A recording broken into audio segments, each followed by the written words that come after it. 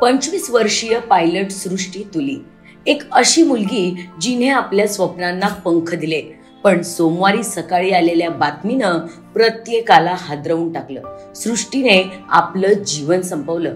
का बरं एका यशस्वी आणि आत्मविश्वासू तरुणीला असा निर्णय घ्यावा लागला?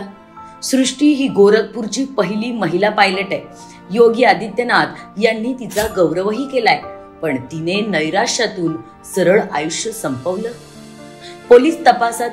पोलीस तपासात समोर आलेल्या माहितीनुसार तिचा प्रियकर आदित्य पंडित हा तिच्या मृत्यूचं कारण आहे।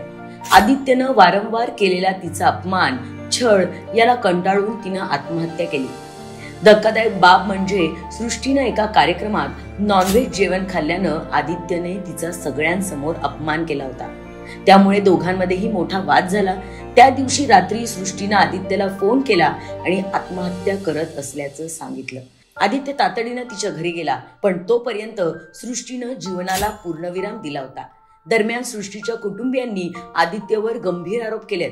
आर्थिक फसवणूक, मानसिक त्रास आणि छळ केल्यानं तिनं हे टोकाचं पाऊल उचलल्याचं त्यांचं म्हणणं आहे।